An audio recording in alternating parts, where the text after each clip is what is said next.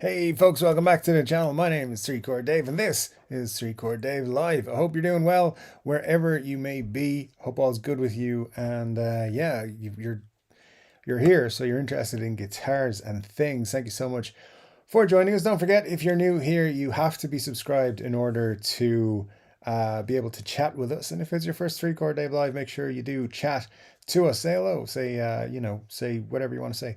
It's all good. Anyway, thank you so much for being here. As I've said, lots to talk about. NAMM guitar rumors. Some brands getting their guitars out before NAMM and stuff like that, which is less than 2 weeks away at this point. And of course, Machine Gun Kelly's art has come out, his signature Schecter razor blade guitar. Tell me what you think of it. I know it's split people down the middle. Some people love it, some people think it's ridiculous. The first thing I thought of was the Bo Diddley guitar, the rectangle thing. And I didn't think it was awful. I just think the design is pretty terrible on top of that. But yeah, I could see what they were trying to do. It's not going to end up in my collection, and it's already been cut in price. Anyways, it's Saturday night. It's 10 p.m. here in Ireland, and that means to you, Sludge.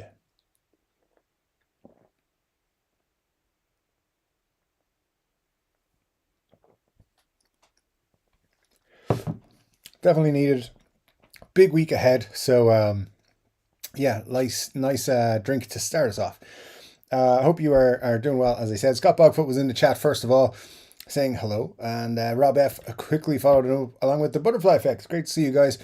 I hope you are all doing well and having a good time wherever you may be. Richard Clark says, I'll see you guys in a bit if I ain't frozen to death. Frozen to death, even. Frozen as in the Disney movie, or it's that cold, one way or the other. Yeah, good stuff. Glad to have you all with us so far.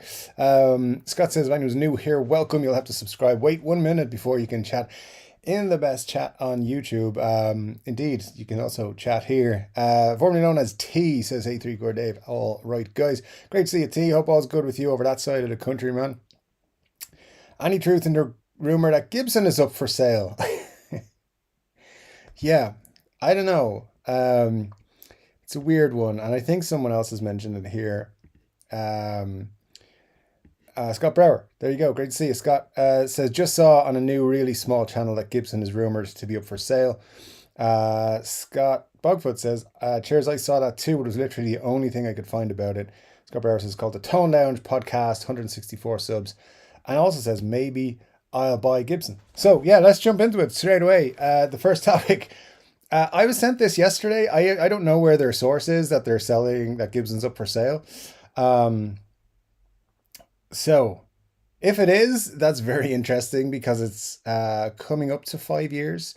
It's 4.5 years since they were purchased by KKR, and KKR is like an investment company, or like what do they call them?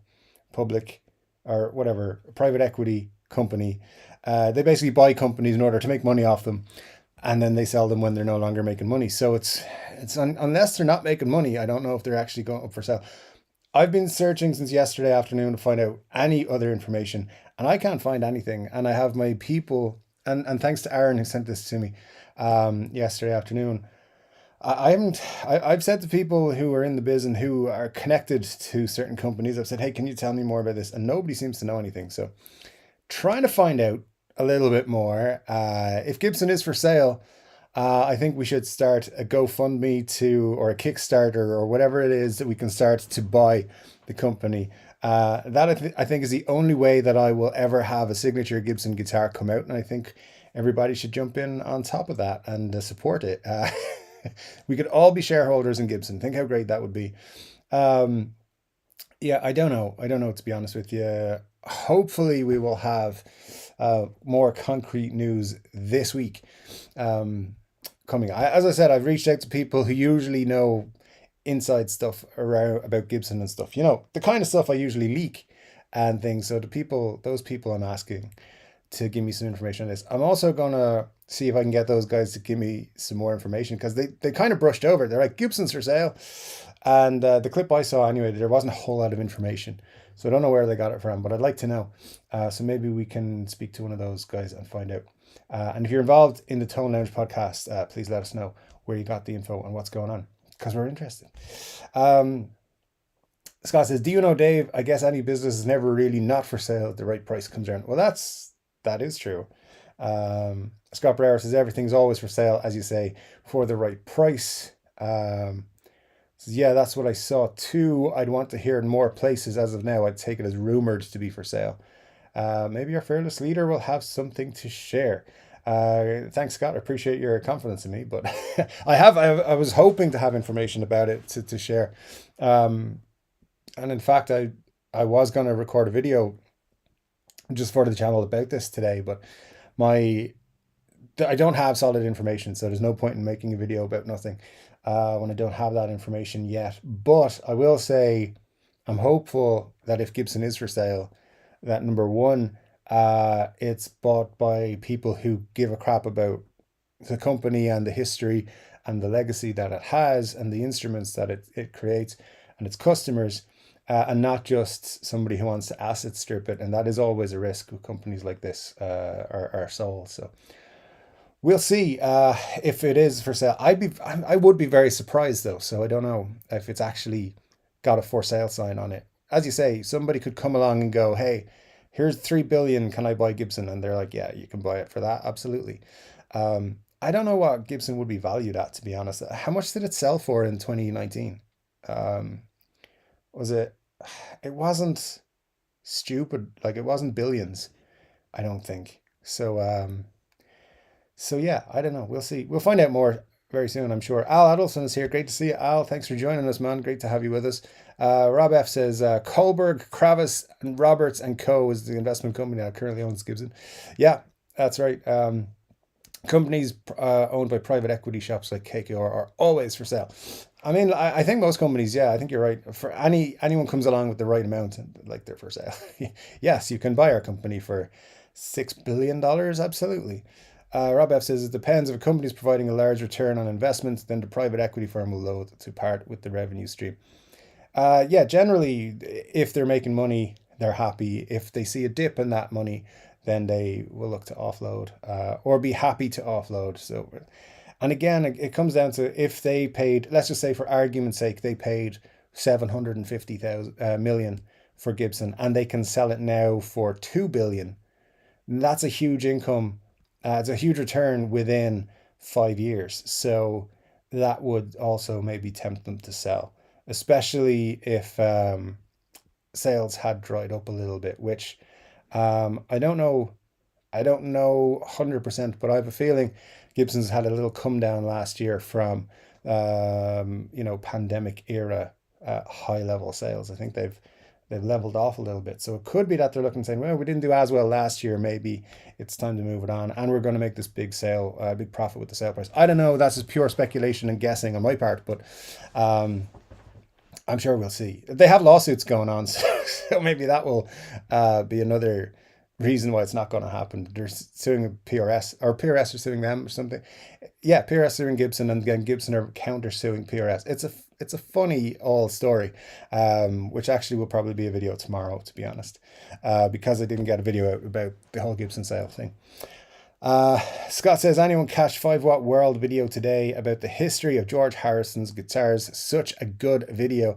No, Scott, I did not, because I was watching Scott Bogfoot's My Only Guitars instead, and that was a fun one where you had both a Les Paul and a Flying V style guitar. So anyone interested in guitars, check out Scott's channel after the live stream, obviously. Glenn Bailey is here. Great to see you. Glenn says, Mr. Dr. Evil Wrench in the Dock, the Charvel gang, the Rhodes part has an early Jackson with that headstock you had on the Polka Dot V. And that refers to Scott's video. So if you want to know what Glenn's talking about, check out his Scott's channel. Rabaf says, I haven't watched it yet, Scott, saving it for my morning practice session tomorrow. Glenn's also going to watch it soon. It's in his queue. And Scott says, yeah, the story is quite in-depth. I didn't know anything about. Still don't really. There, no mistaking that headstock though. Um, there you go. And Richard Clark says to Canuckians, thank you for the 3 feet of snow and a -40-degree wind chill. I can't speak for Canadians, but that does sound like not a nice gift for them to give you. But hey, hopefully you are doing well. Um, and Scott says it's actually calm here for once. Um, so here we go. This is the, if you're new here, this is the weather chat part of the show where we find out what the weather's like in everyone's location. It's quite calm and mild here, but my next door neighbors have guests and they sort of kick their dogs out, and the dogs keep yapping constantly all day. So yeah, there you go. Not a bad day though. Rob says, "Where are you, Richard Clark? It's sunny and very windy in the still above freezing here in Mid Atlantic." And Glenn says, "Wind blowing like a $2 WHO or E." I can't pronounce that word on YouTube, so that's just what it is. William Forrest here. Great to see you, William. Hope you're well, my friend, and thank you so much for joining us. So let's see where else. I lost my place. That's also, if you're new, that happens a lot. Thanks to YouTube being YouTube like. Right, where was I? Where was I? Further along that. There we go. The $2 lady is there. Thanks for that, Glenn. You're always trying to get me in trouble with YouTube. What is that all about? uh, there is actually new rules about what do you call them? Profanity on YouTube. You're not really allowed to do it anymore at all. It's fucking stupid. But hey, there you go. Richard Clark says, "I'm a few feet from the Mississippi River in Davenport, Iowa." Very cool. And thanks for letting us know. That's where we're going for our next Chord Dave meetup. I wish. It sounds like a cool place. I've never been to Iowa. Maybe someday. Robert's here. Great to see you, Robert. Hope Sunday morning has started well for you down there in Australia. Great to see you with us. Thank you so much for joining us, as always. Great to see you in the chat. Rob says, "Wow, I knew this Arctic blast was hitting the Midwest, but I didn't fully understand how hard." Glenn Bailey says, "New gear, me Nux pedal board and 3 Nux pedals, Queen of Tone, the Plexi, and the Damp Reverb pedal." Stop trying to make us jealous, Glenn. What the hell, man? No, very cool. Sounds like you're having a fun weekend, man. That's awesome. Scott says, "Robert, when is Australia Day? Is it this week or next?" Is it that soon? I don't know. Anyways, it'll be soon, and then we'll all celebrate it. I have a lot of friends in Australia. I love it down there. Having been there once for 10 days. But there you go. Going back soon, hopefully this year, by the end of the year. Let me see. Richard says, "Next 3 days are even worse. -14 without wind chill. At least no more snow." There you go. That sounds wild. Matt Van Bosch is here. Great to see you, Matt. Hope you're doing well, man. And Marsha's here as well. Great to see you, Marsha. Hey peeps, hope you're all doing well today, or well-ish, because we always have something. There's always something. Yeah, exactly. Glenn says, "Man, I don't like the cold." Absolutely, I'm planning within the next 10 years to move to a country that doesn't get cold. That's it's likely to be Spain at the minute. I know Spain does still get cold, but not as cold as Ireland does, and we'll see. So yeah, someday. I don't speak a word of Spanish, by the way, not a lick of Spanish, but we've got 10 years, so probably be able to say dos cervezas, por favor, or like more than that. Anyways.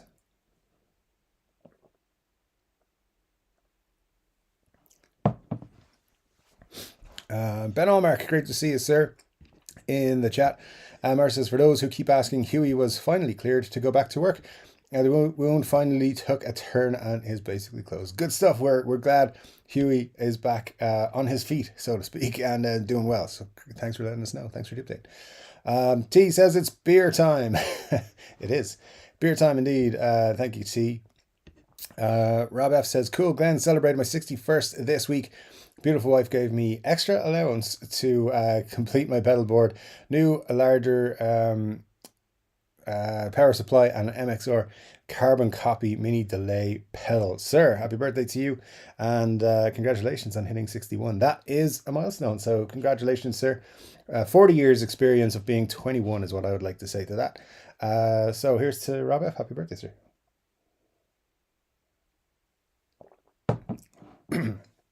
Yes, indeed. Absolutely. Bluesman is here. Great to see you, Bluesman. Thanks for popping back to see us. Great to have you in the chat with us. Marcia says he's going to have a nasty scar, but I don't think he care about that. I'm just grateful that Mo wasn't cancerous, so I'll have to get over the scar. Indeed, indeed. Great news indeed that he's back up, and scars or whatever. That's nothing compared to being well. Glenn says I like MXR gear. I believe it's quite good. I've never actually used any, but I believe they're quite good. Yeah, great stuff indeed. Mark says, who's keeping a scorecard for the YouTubers either deciding to go to NAMM or backing out? Also, let's just remind you, I didn't back out. I just can't go. I would be going. I just can't. So yeah, I think most of the main ones are going to be there.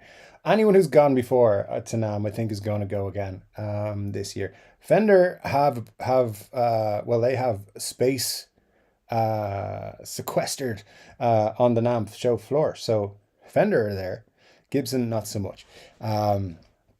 So it'll be a good NAMM, I think, this year. As well, I know it was April, and April seems like a long time ago, but it maybe feels a little bit close to the last one. So some people might be like, I'm not going to go because the last one was.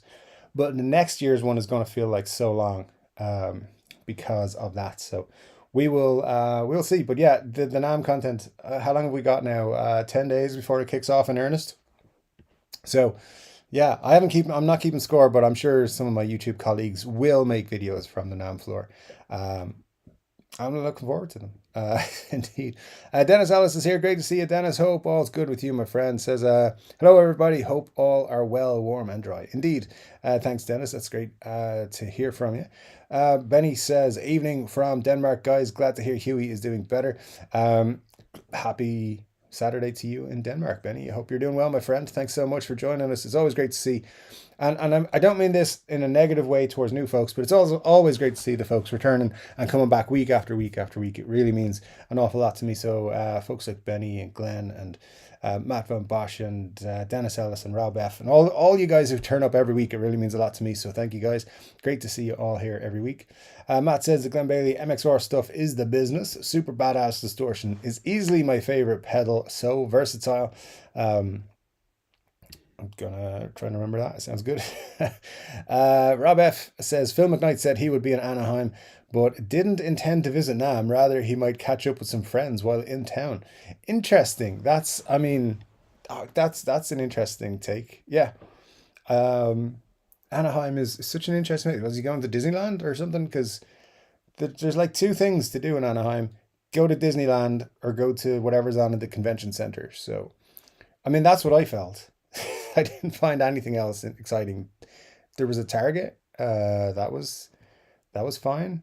I bought some beers in there and some Pringles. So that was pretty sweet. And there was an ice cream shop. Yep.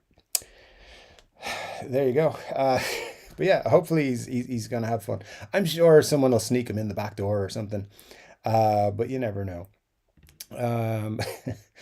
Rob F says, hello, Dave. Good to see you tonight. Good to see you, Rob. Thank you, sir, for that. Steve Cassidy Guitars is here. Great to see you. Steve says, hello, Dave and friends. Hello, Steve. Enjoyed your live stream last night, my friend. That was a really good stream. You had lots of good questions and answers and people talking about their first real guitars and stuff. I enjoyed it. Had it on while I was doing a bit of work. And yeah, it's great stuff, guys. If you're not checking out Steve's live streams, do the next one. Very cool stuff indeed. Mark says, wait, this is a guitar channel? Question mark. Sometimes it's a guitar channel. Sometimes it is not. Sometimes it's a travel channel. I just really working hard on that first travel video. Eric Ainsley is here. Great to see you, sir. Hope you are well. Who else did I miss anyone? Marcia says, who didn't hit the thumbs up yet? Yeah, you don't want to anger Marcia with the not hitting the thumbs up. What have we got? 20 likes and 35 folks watching. So you guys need to maybe just double check that you've hit the like button. That'd be cool. Richard Clark says, split people down the middle. No pun intended. Sir, I can assure you, anytime that I make a pun, it is intended. unless I'm not aware of it. So, yes, absolutely. Pun intended. Why not? Rob says, looking forward to my carbon copy arriving. Never had a delay pedal before. Sadly, it's on back order at Sweetwater. I'm sure stuff like that will flow in once, the end of the month comes and people have made their orders with the big companies and stuff like that. Hopefully. Anyway, stuff will start to flow quite quickly. Um, Glenn Bailey says, "Oh hell, I forgot about that button. Thank you, Marcia." Oh, it's Glenn. That's not acceptable. That's timeout sort of stuff. Scott Bugfoot says the MGK reminds me of a Spinal Tap or Kiss. The first thing I thought of was Kiss. Really, yeah, like it looks like something that what's his name, Gene Simmons would play, even though it's not a bass guitar. Uh, yeah, and the second thing I thought was Bo Diddley, but I don't know, man. I mean, if it wasn't painted as a razor blade, like I think it might be an interesting design. It's different. I'm just not sure. I like the idea of a razor blade. But that, yeah, it's not the worst guitar I've ever seen. I got to say that too. So yeah, it's interesting the reaction to Machine Gun Kelly's guitar. Some people loving it, some people hating it. The funny thing is, it's just a guitar. It's not gonna hurt anybody, even if it is shaped like a razor. Greg McFadden says, "Cheers, Dave, and everyone from the frozen tundra of Branson, Mo. Is that I don't know my states? Is that Missouri? Branson, Missouri? That sounds like a thing." Well, thank you, sir, for joining us. Glad to have you with us. DMAC says, "Hey all, great to see you, DMAC. Hope all's good with you, my friend." Um, Rob F says, "I think the new MGK is cool looking, not my cup of tea, but cool looking nonetheless. I am 100% sure, my friend, that there will be people who think it's the coolest guitar that they've ever seen, and they'll pick it up uh, as their first ever guitar and learn to play guitar because of that thing. Because artists like Machine Gun Kelly that have their devout followers, and I think that is what's going to happen. People will be like, I'm going to learn to play guitar now because that is a cool thing. So we can never knock that too much. But so I get you. It's not my cup of tea. It's weird. Not my cup of tea. I don't particularly like it, but I don't have a hatred for it like some people seem to. Um, but yeah, I absolutely do think that. I think some people are going to pick up guitar, learn to play because of Machine Gun Kelly and because of that guitar. And his other Schecter, the pink one, like you might not be a fan of his music, but it was an interesting step that they took. I mean, I didn't like that one either, but it's people who are into his music and stuff are probably going to be into those guitars, and that's always a good thing. Anyone new picking up a guitar is a good thing. Marcia says, "Okay, Glenn was man enough to admit he forgot the like. Who else?" Marcia, it's okay. Just as long as they hit the like button, that's fine. We don't have to go after them. um, Mar says, "Oh yeah, I heard about the Gibson sale thing. I wonder what. Gee, I wonder why. I don't know. I don't even know if it's true. Um, yeah, if it is true, I mean it's weird because they've got a lot of things in the pipeline. There's plans years out and ahead. So and all those plans you would assume will change if a new owner is brought in. So the CEO would probably change, which means Cesar's either bumped back down to president or he leaves the company as well, and all the other guys who were there maybe get their golden handshakes and see you later and get replaced by bearded YouTubers.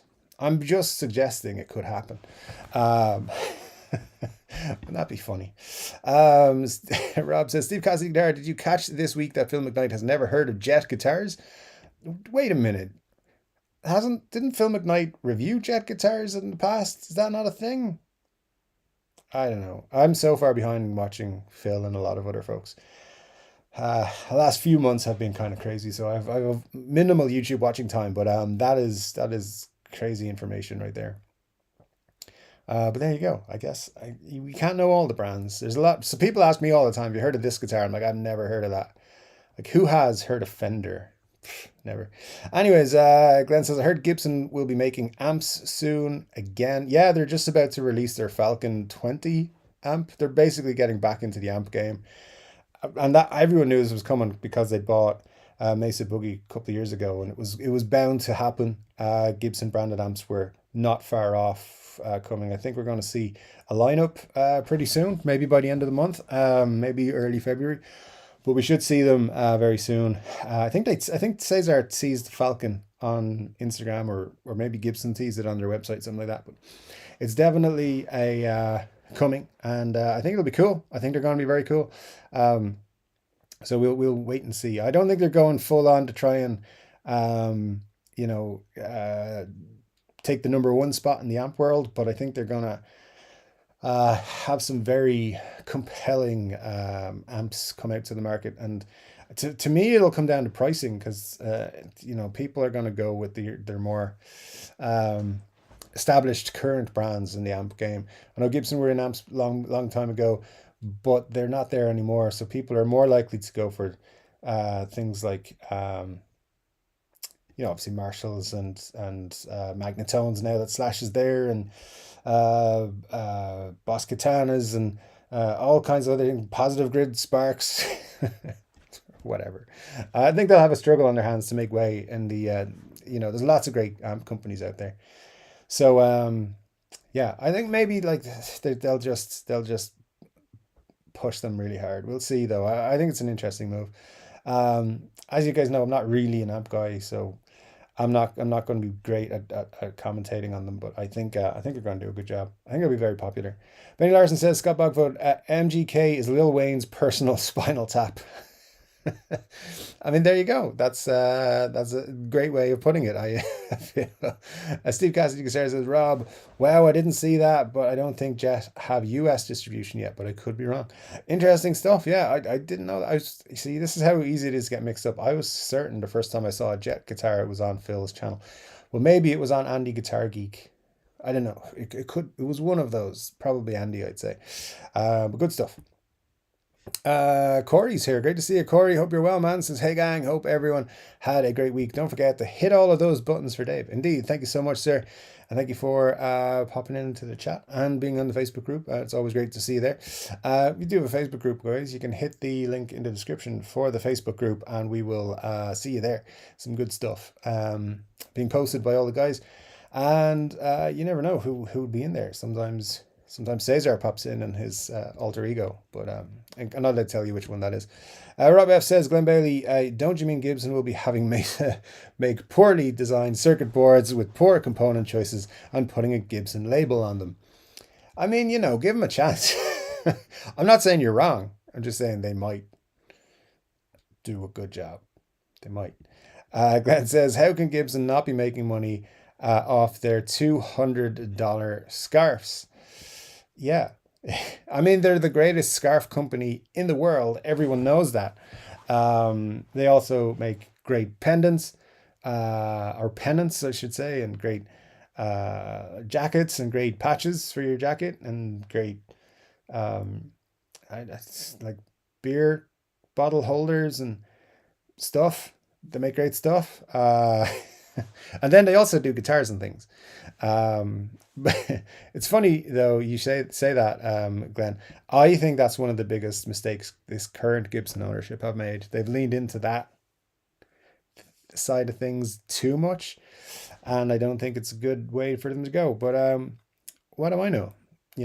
If they are being sold though, it's because the company just wants to turn them for profit. So we'll see. Interesting 12 months ahead if that is going to happen.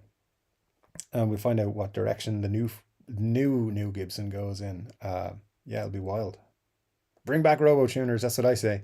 Benny Larson said it would be funny if MGK is just trolling Lil Wayne. It could be. It could be, because it'd be the biggest troll of all time. Glenn says maybe Dean will be buying Gibson. Maybe PRS will, because I think they've got them in court. I don't know. It's funny. I don't want to give it away because I'm going to put in a video tomorrow, but the argument that Gibson has is easily contradicted by their own marketing. So, not that I want to help a case against Gibson, but I will be making a video about it, pointing it out tomorrow.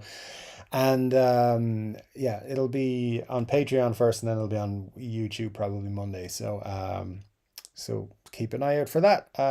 Just talk about the Gibson maybe getting a slap back in the courts, which they fully deserve because of their suing litigation happy over the last few years.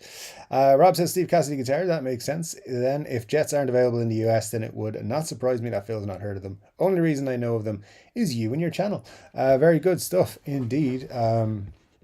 Glenn Bailey says, someone buys Gibson, there's a chance they may be interested in making guitars over jeans. I mean, they might focus on guitars. Um, they might not. They might open a Gibson amusement park in Nashville where every roller coaster is shaped like a guitar. Um, the swimming pool is shaped as a guitar. The beer cups are shaped as guitar. Just the guitar theme. What do you call it? Theme park. There we go. They might do that instead of focusing on the guitar building. So it's kind of what they're doing right now, focusing on other things to make them a lifestyle brand. But we'll see. We'll see. It'll be interesting. We'll find out a lot more if it is true, hopefully, uh, about what the company's doing right and what's not, what isn't working for them, I'm sure. But we'll see. We'll see. It's a fun time. I don't know. I honestly don't know where this story has come from. I know that podcast, The Tone Lounge, has reported it. I just don't know where they got it from. I didn't see it anywhere. Maybe it's like it's a rumor floating around Reddit or something that I haven't seen, or one of those things. I don't know. I'd love the guys to pop in and tell us. I'm gonna maybe see if I can reach out to one of them next week and see if they've got anything. They might have read it somewhere that's open to everyone. I haven't seen it. A lot of you guys, it appears, hasn't seen it anywhere else as well. So I'm sure between us we would find that out. Maybe they've insider information. Who knows? Steve Cassidy says, nice one. Well, at least we know if they make it to the USA. I think Squire should be worried. I've heard nothing but good things about jet guitars. Never played one, but yeah, I've heard a lot of good stuff. So you never know. Marcia says, there is probably a way to find out if it's up for sale. Has anyone asked those guys where they heard this? If it's true, they should have a source. Yeah, they should have a source. Hopefully the source isn't, as I said, like somebody posted on Reddit or saw it on Twitter or some thing like that. I don't know. Be funny if it was just somebody making it up and people have latched onto it. I don't know though. Yeah, hopefully we'll find out soon. DMAX says, bunch of snow hit last night. I've been staying inside playing guitar all day. Good coping strategy. Indeed. DMAX, what else are you going to do? It's the best thing you can do. Greg McFadden says, traded a few cheaper guitars before Christmas and got a new Gibson Adam Jones standard from a local shop. Wasn't really looking for an Adam, but played and felt magical. Very happy. Just great to hear, sir. Yeah, absolutely. I mean, those guitars are, if you are into the antique silver bursts look, they're very cool. And yeah, that's a great way to get yourself a cool little guitar, is to trade in other guitars that are maybe not getting as much love anymore. And yeah, good luck, sir. Hope it plays well for a long time for you. T says, anyone got the Boss 50th anniversary pedals 356 for the set? No, sir. Again, just not well up enough on the old pedals. Struggle enough with just a guitar plugged into a thing. One of those things that makes sounds. So there you go. Robert says, excellent idea, DMAC. I've been playing. I played all morning and then worked on my pedal board this afternoon. Steve Cassidy says, would this mean Epiphone 2? Are they separate companies? I don't know business stuff. So yeah, they come as one. They all come as one, Steve. So you'd be talking Gibson, Epiphone, Kramer. Now I suppose Mesa Boogie or Gibson amps, whatever they're going to go with. Maybe both will be in the market. Maestro. Yeah, it's Maestro pedals. Anything else that's under Gibson brands would be all in one sale, I believe. So yeah, we'd see a lot of change. I mean, that's what happened when this current ownership came in. One of the first things they did was change up Epiphone, put that new Kalamazoo headstock on all the Epiphones, the standard Epiphones, and they put out some very cool models over the couple of years on Epiphone. Made some good decisions like putting out a Slash collection, although I believe that was in the works before the takeover happened. So yeah, I think the increase in the signature models and stuff like that has that's all the new ownership. That's all new. That wasn't planned to happen with the old ownership. So there we are. That's how it works. Basically, anything under the Gibson umbrella will be sold. Gibson Garage will be under new ownership. The Epiphone Garage doesn't exist yet, but they should do one of those. Yeah, it'll be fun to see what happens, to be honest with you, if it is sold. Like it was fun last time. They made some great changes when they came in. I think they really kicked ass a little bit and made some great guitars. My only gripe with them really is that they started pricing things way too high. And whether they continue in the ownership now or not, that I'm still gonna be on them for price for a lot of the time. And I think their QC issues that are simple need to be um, need to be fixed. And I don't really have too many gripes with people with their lower priced guitars, and even like a lower priced Gibson 2 to 3,000. I can understand how that can slip through. But when people are buying like dream guitars, $10,000, $20,000 and still seeing basic errors that shouldn't leave the factory, that's when you got a problem. So the cheaper ones, because they push them through at such a high rate, things can go wrong. Return it, you get another one, it'll be fine. Even though you're paying a lot of money. But it's when those much more expensive ones come out with stupid things like crooked bridge posts and stuff, that we have seen. Friends of mine have seen. So I've been lucky. I've never had a bad Gibson out of the box, but other people obviously have. And that's why they need to fix that. And it doesn't take that much effort. I wouldn't think, to make sure things are all lined up and straight like they're supposed to be when they leave the factory. Breakages happen, of course. Anyway, Cushman NYC says, hello, people. It's great to see you, Cushman. Hope you're doing well, my friend. Thanks for joining us. And I hope you are not too affected by the cold weather like everyone else in the US seems to be. Where else are we? Where else are we? I lost all my chat, guys. Sorry. Just trying to catch up with it. As Cushman's here, it's a good idea. It's a good time to remind you, not that, that's the guitar I might end up buying, of this. Chord Dave t-shirt is available. The link on the live stream doesn't work, but if you go to any of the actual videos on the channel, the link there should work for you. And you can pick up this lovely Rolling Rock inspired Chord Dave t-shirt for a limited time. I'm not going to really push t-shirts anymore, so this is the last one that I will do, I think. They just don't have enough return on them. So if you want to pick up a Chord Dave t-shirt, now's the time to get one. You can get that one, or yeah, that one. Those are the two current designs, I believe, that are left in the store, and those will be the last ones, I think, for a long time. So if you want to pick up a Chord Dave t-shirt, that one or that one is available. And Cushman just reminds me, because he's always saying about drinking Rolling Rocks. That's why I thought of that. Thanks, Cushman. Great to see you. Greg says, change the speed knobs to top hats and install the standard truss rod cover. Now looks like a 70s silver burst. Very good. Yeah, for your Adam Jones stuff. That, I mean, hey, that's pretty cool. Yeah, standard truss rod cover always looks better, I feel. This one with standard written on it, always nice. Mar says, it sounds possible, aside from the pandemic boom being over, Gibson cost way too much for most people to buy. They apparently didn't attend Economics 101, selling a higher volume for a lower cost. Well, I mean, I get what you're saying, Marcia, but I will stand up for them a little bit and say they have just brought out the Les Paul Modern Light at $15.99. But in doing so, they've taken away the $12.99, I believe the tribute was, which is kind of, I mean, for my understanding, right?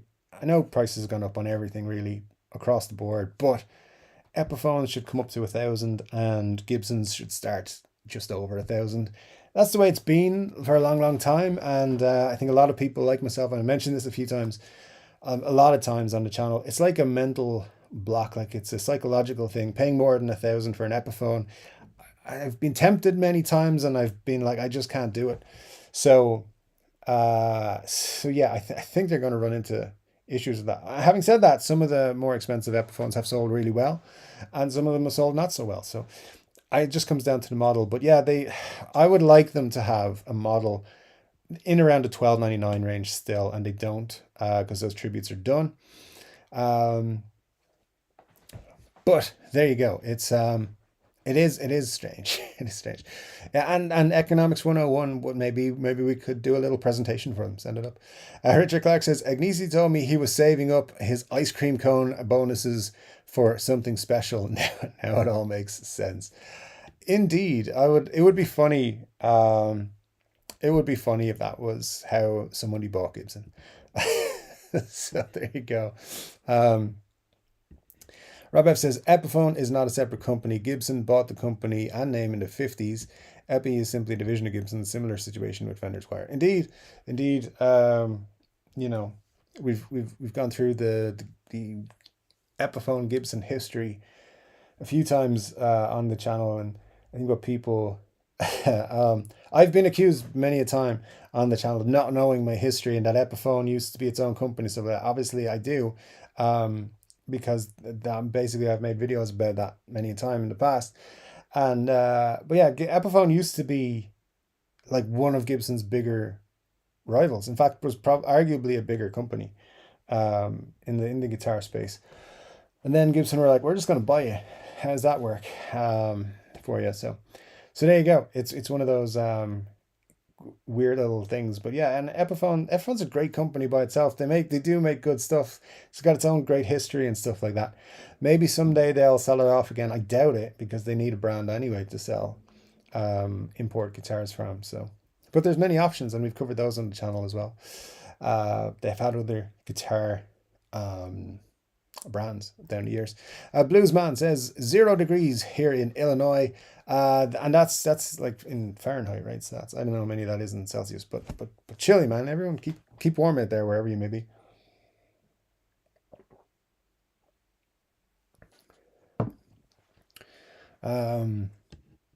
Let's see. Eric Isaac says is finally warmed up to 27 Fahrenheit in Arkansas. Wow. I mean, I just see 27. I know it's not 27 Celsius, but that sounds like nice weather to me. Being Irish and not having good temperature controls or anything. Let me see. 27 F -2. Okay, yeah, that's pretty cold. It's pretty cold. Yeah, I don't like once it gets to like under 5 degrees Celsius, which is 41 Fahrenheit. Yeah, I'm no good. Irish people just, yeah, no, it's too cold. It's freezing. Between 5 degrees, I mean, we go down to 0 Celsius, but once it hits 5, we start complaining about it. And then 0, it's like, this is not tolerable. And then once it hits 20 degrees Celsius, which I think I've said this before on the channel many moons ago on the live streams, 20 degrees Celsius, which is 68 in Fahrenheit. No, that's it. Like it's the national day off needs to be declared. It's too hot. So we're not built for extremes here in Ireland, I don't think. But having said that, I much prefer warmer weather than cold weather. But some people are the opposite. So. But yeah, you guys are getting some coldness there. Scott says, I try so hard not to curse in my videos, but it never ends up that way. No, you don't, Scott. I'm just going to call you out on that one. No, you don't. You don't try that hard because you swear in all of them, and then you make me want to swear in my ones. So it's all it's all your fault, sir. It used to be a case if you didn't swear in the first 30 seconds, you were fine. But I think now they've extended that. Like they're kind of trying to stamp out swearing. I don't know why, because people swear in real life. You know, walk down any street, you will hear swearing and bad language and funny stories. But apparently we can't say those things on YouTube. I mean, you can, they don't like you doing it, so they don't push you as much. Richard Clark says, can't say Trogley either. You guys are welcome to come for jam anytime. I got room for most of us on the floor. Nice, sir. Thank you so much. That's an official invite. We do appreciate it. Yeah, we won't say Trogley or Geek Lord, which is his nickname on this channel. And he had a video on the Machine Gun Kelly this week, so that was fun. I didn't actually watch it, but I know we had it. Robert says Australia Day, 26th of January, so we got a couple of weeks still, and that's after payday, so that's great. Which is still 12 days away. January is the longest month, lads. I don't know how it's going for you, but it seems like long for me. Let me see. We celebrate Australia Day in the US too, but it's in June. Interesting. That's why not have it in June? It's all good. Rob F says, how does one celebrate Australia Day? You gotta, I think, if I can speak for Robert and my Australian friends, I think you wear a hat with wine corks in it and you drink lots of Fosters, and watch Home and Away, right? Obviously, just joking around. But yeah, actually, my friend from Australia has. We have this. The next time I go down to Australia, we're gonna go everywhere looking to buy Foster's, wearing Foster's memorabilia. Uh, it's a funny beer. I like Carlton when I have been in Australia and drank Carlton. That's my beer down there, I think. Um, Hang on now. We got Glenn Bailey saying three cool things from Iowa. Richard Clark, Slipknot, and snow. Lots of cold and snow. Those are three cool things. So there you go. I did not know Slipknot were from Iowa, so that's how much of a fan of them I am. Richard Clark says, Glenn, you forgot Captain Kirk and Radar O'Reilly were born here, and Buddy Holly died. Those are more things. There you go. Rob says, I know that Zach and Mythos Pedals have a booth. Um, you can go into the NAMM website, NAMM.org, and you should be able to get into the show map and it'll show you all the booths. Or you can just search for exhibitors as well. And that's where I'm going on Gibson not being involved with Fender R, because you can find out where they are. Pretty much a lot of companies, if they've been there before, they're in the same spot that they were the last time they were there. Or at least the people were in the same spot that I remember them being in in April. So yeah, if you saw my live stream, just follow that. You'll know we're there. Glenn says, memory slip. How could I forget Radar? Bluesman says, my favorite drink, Guinness. Cheers, Dave. Cheers, Bluesman. Indeed. It is my favorite. If I'm in the pub, I'll go for a pint of Guinness normally. If I'm traveling, though, I usually stick to just I know, like a local beer or whatever, because they never get Guinness right when it's traveling. It doesn't travel well, as they say.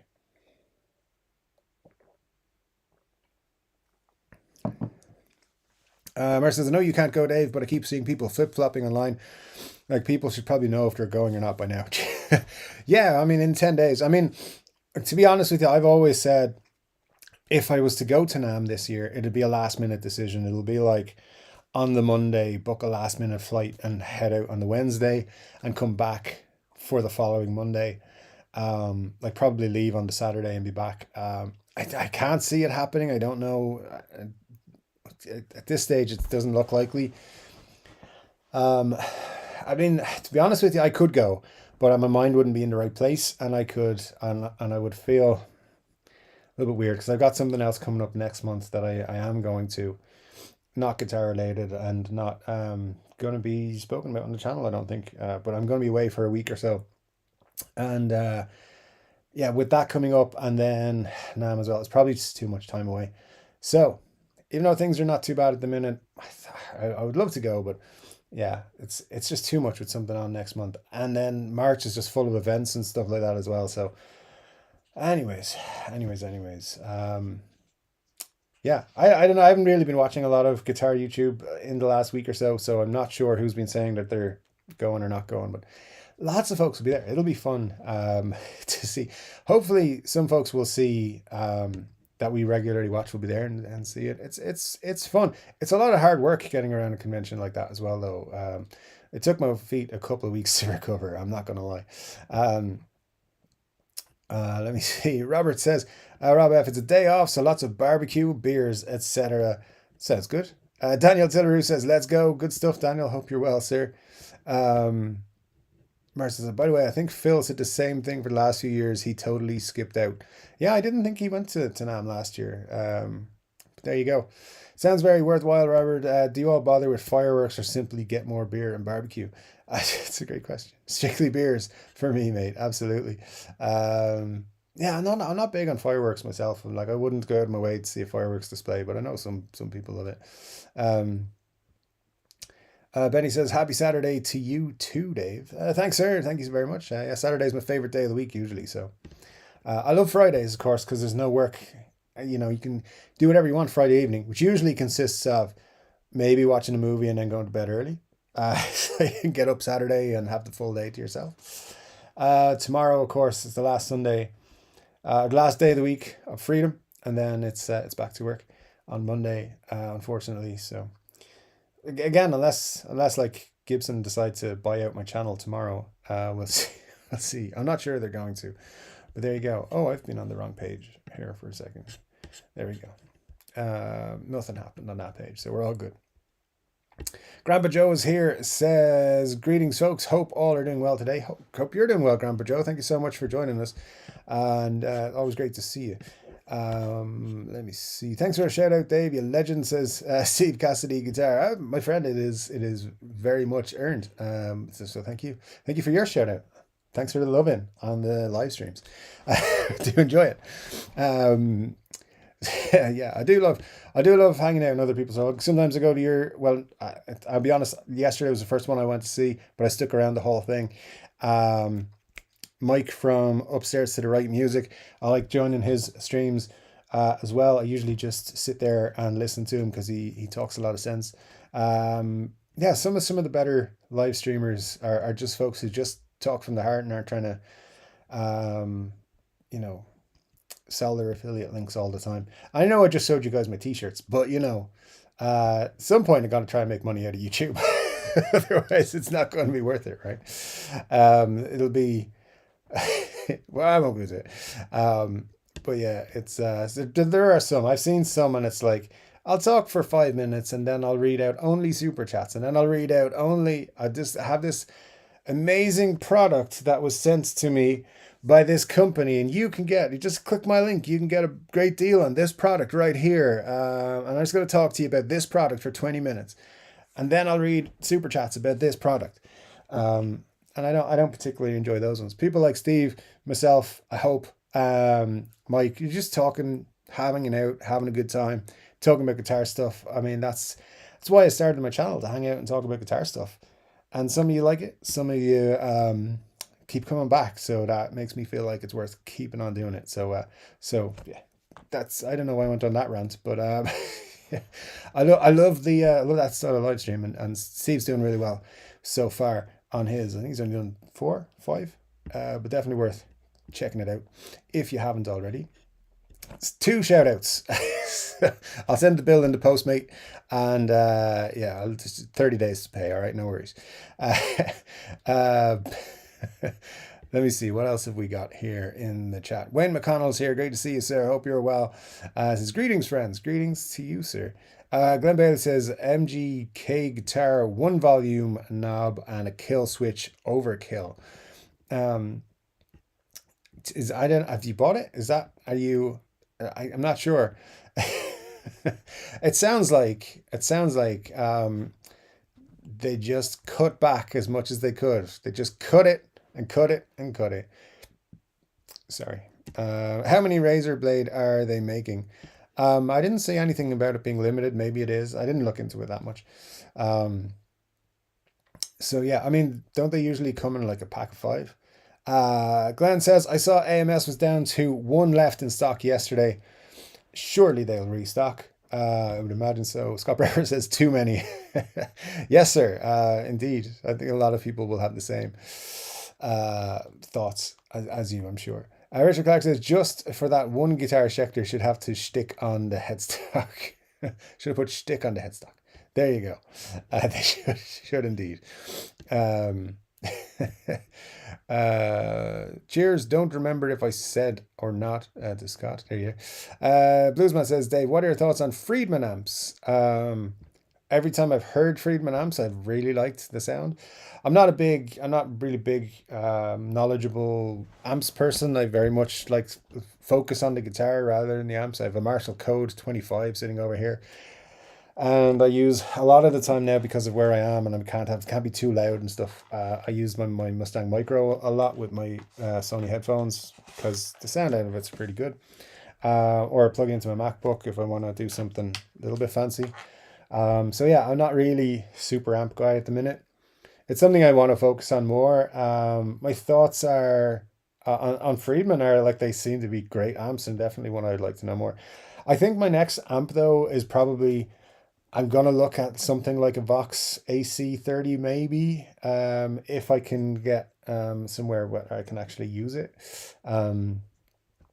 So yeah, that's kind of, and 100% because like Brian May uses Vox amps, and Rory Gallagher used Vox amps as well, and I think that's good enough for me. So and I'm never going to be able to afford a Magnetone if I keep buying guitars. So if it's guitars or amps, I'll choose guitars. And some people will say I'm wrong to do that because the amp is more important, but I don't care. So yeah, no real strong thoughts, Bluesman. But other than I think they look great, and every time I've heard them, I'm like, that sounds awesome. What is it? It's a Friedman, awesome. I presume they're expensive. I have no idea. Scott Brower says, "Hey, Scott Bogfoot." Um, I thought that said something else. I don't know why. Grandpa Joe says, Steve Cassidy, glad that your stream bugs were working their way out the door, are working their way out the door. Sure, absolutely. It takes a little bit of time. Don't forget, and Steve, you might not know this, but I did a stream once where for the first 10 minutes, my microphone was not turned on. And I was just talking away. I was like showing pics up to the camera. I was talking about those pics because I was like halfway through the chat at the time. People were asking about pics. And yeah, and at some point I got to, Dave, we can't hear you. Your microphone is off. And I was like, oh shit. And it's still up on the channel. I think it was early, man. It was like maybe it wasn't that early. I know it's Chord Dave, like it was in the first 20 episodes, maybe. If any of you guys remember that. That's still the most embarrassing thing that's happened on a channel to me, like talking for 10 minutes and the microphone wasn't turned on. But there you go. So we all have these bugs and glitches and stuff like that. So don't get too frustrated with them, man. They do happen to everybody. Uh, yeah, I wish I hadn't thought of that because now I'm just going to think about it for the rest of the show. Rob F says, any artist that plays a guitar has a younger audience is a good thing. I don't know why so many people are down on MGK. He plays guitar and that's a good thing. Absolutely, man. That's a good thing. I think, things that bring people into guitar music, you will find your way to the more classic music, classic rock and stuff. If you play guitar, you're eventually going to be like, how do I play that one riff I heard? Maybe it's from that commercial or a movie or something. And next thing you know, you're learning Zeppelin or you're learning the Ramones or you're learning Blues Brothers stuff or you're learning Thin Lizzy or whoever. And if it's a guitar, if it's someone like Machine Gun Kelly gets a guitar in your hand, then I'm all for that. I think it's cool. But yeah, I just feel I don't think I'm his demographic. A lot of us probably are not. I don't know. But didn't he play Tommy Lee in that Netflix movie about Motley Crue? I mean, that was a funny movie. It wasn't a great movie, but it was a funny movie. So I think, he's not the worst. At least he's trying. And he's got a couple of signature guitars, so he must be taking it serious. I'll be honest with you as well, if a Machine Gun Kelly song came out on guitar, or came on the radio, I couldn't tell you it was a Machine Gun Kelly song. I have no idea any of his songs.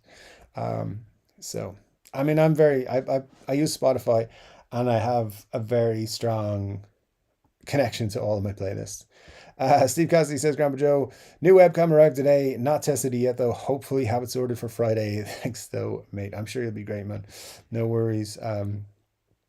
Wayne says, is anyone else in a deep freeze? It seems like a lot of folks out there are. Scott says, I'm outdoors in the snow. Sir, that is dedication from you, as always.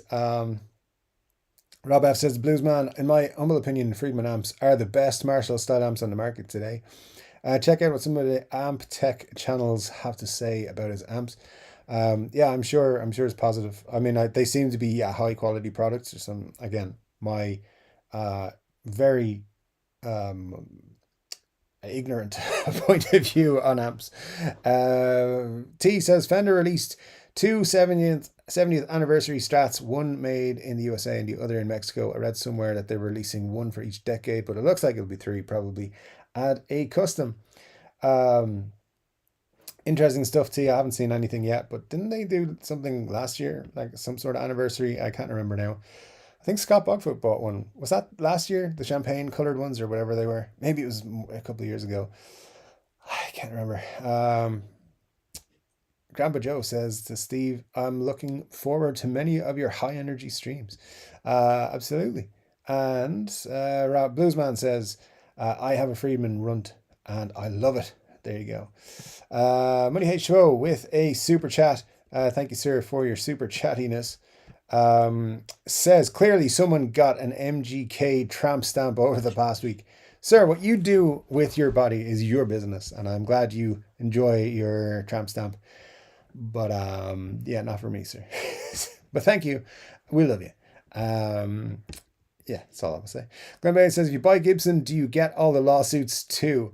I think what happens is if you buy Gibson and you drop all the lawsuits, all the other lawsuits will magically be dropped against you as well. I think there's a little bit of, I think maybe the PRS one is a little bit of like, I'm going to give you some of your own medicine and see how you like it.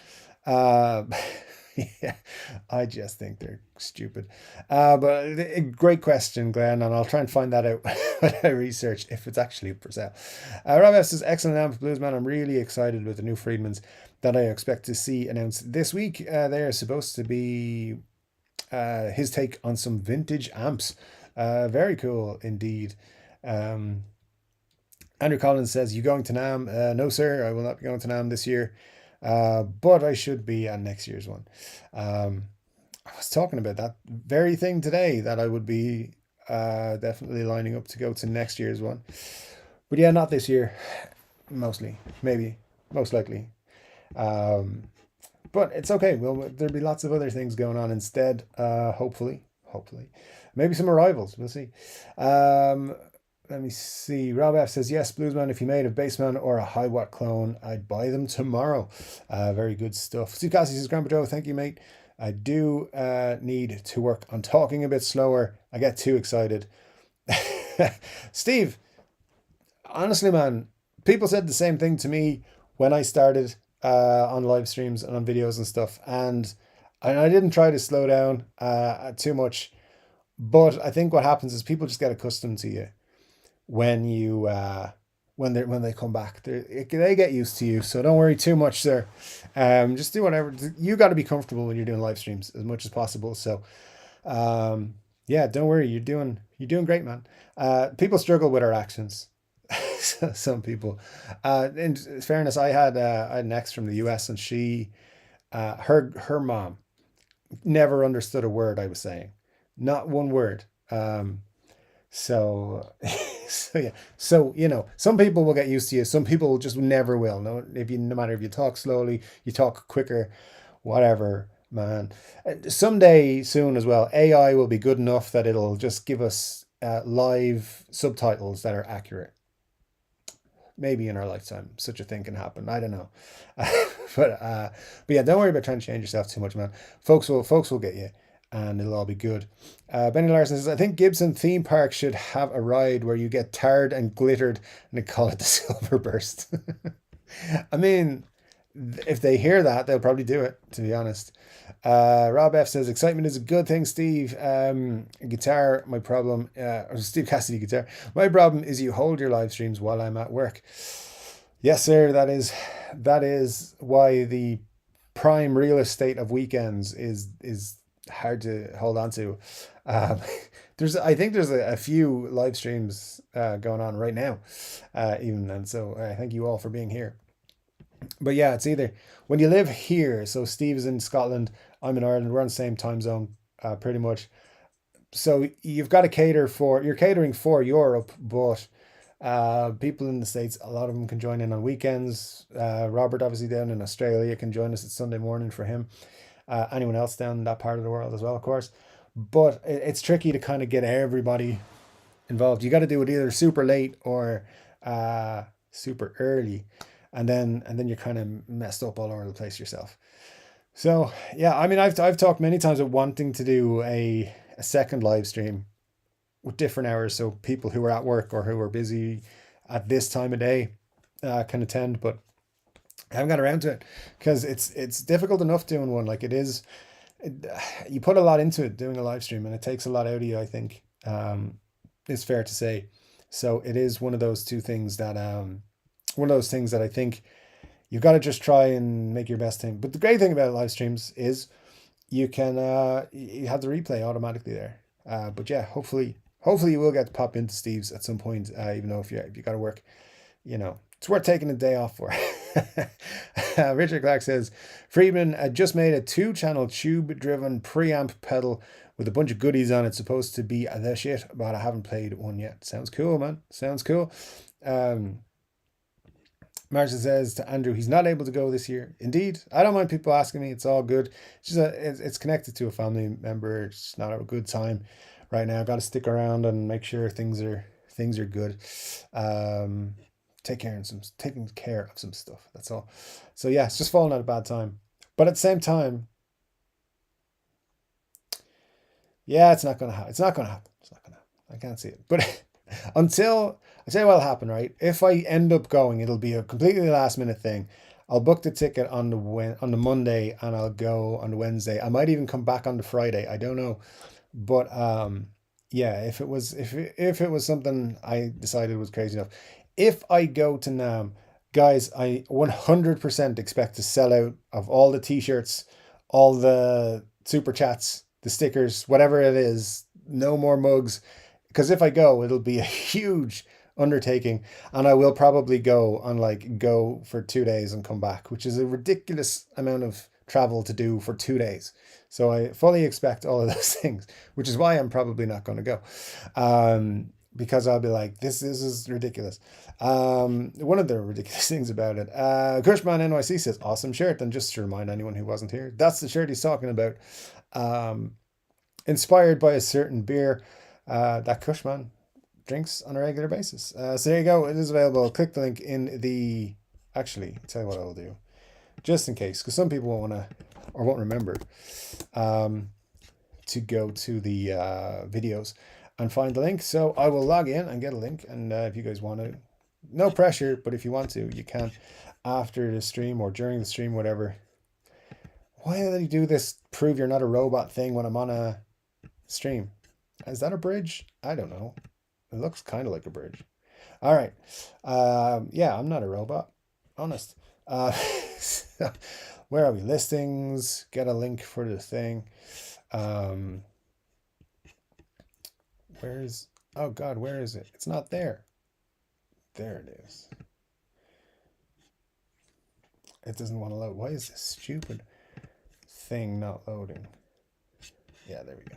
If you are a YouTuber and you want to ever create merch, try not to use Teespring. It's a pain in the arse on the back end. There you go. So there's a link in the description, in the chat there, with all of the with the links for the shirts. If you guys want to, no pressure whatsoever, because I'm not going to NAMM. But if I end up going, you better buy up them t-shirts. Let me see, where am I? I went too far down on that one. There we go. All right, back to the chat. Let me see. Steve says, Rob F, my problem is you working during my live stream. The current time is just temporary to catch up on making bids. Indeed, sir. Indeed, sir. People working during our live streams, how dare they? Yeah, it's absolutely it's so tricky. Glenn says, Steve, I'm impressed with your camera work. I enjoy your work. Good stuff. Love seeing the love for Steve there, guys. Glad you guys enjoying his stuff. Matt Bosch says, still waiting for my Rolling Rock t-shirt to arrive. Looking forward to getting it. Thanks, Matt. Appreciate that, sir. Yeah, I'm still waiting for mine as well. As I said, Teespring, they can be a pain in the arse. So definitely, it should be soon, and it should get there in good condition. I'm sure. It's a shirt. How can they get it wrong? But yeah, because of Christmas, I think there was delays and stuff. Let me see. There we go. Okay. Ben Allmark says, yeah, but unfortunately, 600 to 800 4 years now is probably around 1,000 to 1,200 now. If you're talking about in terms of prices for Epiphones and stuff, yeah, you're right. Stuff like that. Like in those 4 years, things have gone ridiculous. I'll keep coming back to 2019. Was it? Yeah, it was 2019 when I bought my Gibson SG Special, brand new, and it was $599. It was Gibson SG Special. It was $599, brand new. It wasn't like on a sell. It was a 2018 model that I bought in 2019, and it was great. And that is 5 years ago. It was 5 years. It'll be 5 years ago in March, I believe. It was February or March. So, yeah, I think it was March because that's the reason why I know it was March, which I'm not going to go into because I could get in trouble if I mention it. Um, but yeah, so I mean, like in 5 years, the price you can't pick up a Gibson for a new Gibson unless you find a store that has old stock tributes for less than 15.99. That's $900, €900 of a price increase. You could probably still pick up tributes though. There's a few SG tributes still floating around for 12.99, I think. Ben Allmark says something like that. Anyway, I do agree with you, sir. Glenberg says if Cesar gets the sack, how will Dave get info? We know Cesar is Dave's source. Glenn, I keep telling you, man, Cesar being my source is a top secret thing that we're not supposed to talk about. Cesar himself goes out of his way to pretend that he's not my source, but we all know that he's in the Chord Dave circle of trust. He has secretly been in there for 4 years now. Uh, it's funny that yeah, he's contradicted himself in telling me that I'm wrong, but he's only one source, you know. Marcia says Gibson probably wouldn't be what it is without Epiphone. If you're familiar with the history, the irony that they got bought by Gibson adds to the twists and turns of the story. They have, I mean, since Gibson purchased Epiphone, there's an awful lot, but they were a pretty big company. They had um,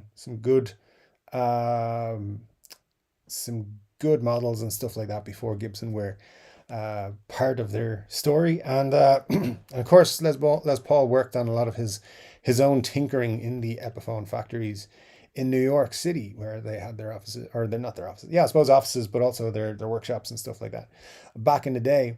But yeah, the stories it's quite intertwined. Some fun stuff in the history of those two. Matt van Bosch says on the Gibson Epiphone pricing, it feels like there needs to be something in between. Bring back the Japanese elitists for signature models at the 1,500 price point. Price Epi at 1,000 and below. Yeah, I mean, look, I do not disagree with you at all, Matt. There will be people, of course, will point out, look, you can already buy an Epiphone for less than 1,000. You can buy Les Paul Standard for, I think it's $600 now, maybe $699. Les Paul Customs an extra 100, whatever. You can buy Epiphone. My favorite Epiphone, as you guys know, was my SG Special. I think they're $400 now. So there is choice in Epiphones for the budget prices. It's that they'd make these other models and they're comparable to the cheap ones very much, and they charge like 3 times the price. That's kind of crazy. But at the same time, look, if people are willing to buy them at those prices, they'll keep making them. I think you're right. I think there's room, and I think in some ways it's what they're getting to with the inspired by Gibson custom Epiphone range. So the likes of the Greenie, the likes of the new Adam Jones guitar that's coming out next month, that have the Gibson open book headstock, like those ones are going to be that middle range, and I think that's what they're aiming for. From my understanding, is that those are elite Epiphones. I know you're saying elitist, which was its own run and stuff like that, but I think they're going to be like, these are our big Epiphones. They cost a lot of money, but they're worth it. And then our Gibsons, it's the same price as an entry level Gibson, but it's a top level Epiphone. And yeah, this is where I think they've been building towards. I think we'll see a lot more in the 1,000 to 15, $1,600 Epiphones, but also hopefully, I really do hope they do this as well. And I've heard some rumors of it, but a refresh of the standard Epiphone line, new colors added, like those custom colors they did on Gibsons, on Les Pauls and SGs last year, for example. Do Epiphone versions of those. That'd be great. Put a premium charge on them of like $50 to $100. People will buy the crap out of them because they're great looking guitars. Those colors, Pelham Blue, Inverness Green, and stuff like that. People would snap up Epiphones with those. I think that'd be really cool. But you gotta just see what they do with Gibson, because they are a little bit erratic. It seems like sometimes they're just pushing and pushing prices and not making significant gains in quality. So we'll see. I mean, look, 2024, it's a new year. Hopefully, they are going to do some stuff. But again, and with this for sale rumor going around, if it's an actual thing, it's an actual rumor, if it's even if it's something that's just been considered, a lot of what they may have been planning will be put on hold. So we don't know. We'll find out soon, I'm sure. Anyways, Glenn Bailey says Gibson bought Epiphone and then later found out it was easier to sue than purchase a company. Sue them out of business. Exactly. Exactly. I mean, they can't just buy all the companies, can they? Uh, Not anymore, it would seem. Good stuff. Robert Douglas says, new subscriber, yo, old jazz and blues player for 50 years. Happy to be here. Thanks, Robert. Thank you so much for joining us. It's great to have you with us, sir. We love jazz and blues players around here. So thank you so much, sir. Great to have you. And yeah, feel free to drop back at any time. Ben Allmark says, once prices go up, it's highly unlikely you'll see them go back down. Doesn't happen. Yeah, that's very true. That's very true. Uh, it's one of those things. Once the price goes up, it stays up. But I think where they have it at the minute is that the special guitars, special editions, special like they like signature ranges and stuff like that. They could take all of those away, take them off the market, discontinue them all. There's no reason why they can't. And then the next version of those same things comes out and it's cheaper. Because it's a slightly different thing. They're refocusing their models. Maybe they don't all come with cases or they don't all come with, Gibson pickups or whatever. If you're paying the price, you should get the high quality. My problem mainly is that if you're paying the high prices, you should get the higher quality components. So for example, if they're charging $1,200, $1,300, $1,400 for a guitar, you got to stick those Gibson pickups in there. You can't be putting Pro Bookers in them. But that's not apparently what Gibson feel. And a lot of people are quite fun. Not knocking Pro Bookers. I've said that before. I think they're great pickups, but there's a reason why they're a lot less expensive than their Gibson counterparts. It's by design in many ways. But anyways, it's a whole thing. Like as you know, I could riff on this for the next 2 hours, but I'm sure people want to have other conversations. Glenn Bailey says, if I'm man enough to hit the like button, I'm man enough to brave the cold of Ireland. I mean, I'm sure you are. The cold of Ireland. It's very windy. The wind chill is a thing. It gets very. It just I don't know. It just feels colder. I don't know why. It feels warmer. Like that 68 degrees here feels a lot heavier and warmer than it does, a lot hotter than it does in anywhere else. So let me tell you. Rob F says exactly Ben Allmark inflation 2022's 1,200 Gibsons have been replaced by 1,500 Gibsons. Interesting things if you compare the cost of 50s guitars in today's dollars. Modern guitars are a bargain. I mean, I will give you that. There is an element of that, all right, but so yeah, the price to quality ratio I think is not the same as it was 5 years ago. I think that's the big thing. I think price to quality ratio is not there. It's not something I really want to make a big thing about. I'm not super angry with it, but it has stopped me purchasing guitars over the last couple of years, and I think it will stop me purchasing other guitars in the next couple of years as well. Guitars that I think are cool. I was very excited for the Joe Bonamassa 335 that came out last year. Very excited. Launch day came. I was like, got up extra early because I start work. At the time, I was starting work at 7 a.m. So I got up, waited, refreshed Thoman's website like every 10 minutes until the guitars went up.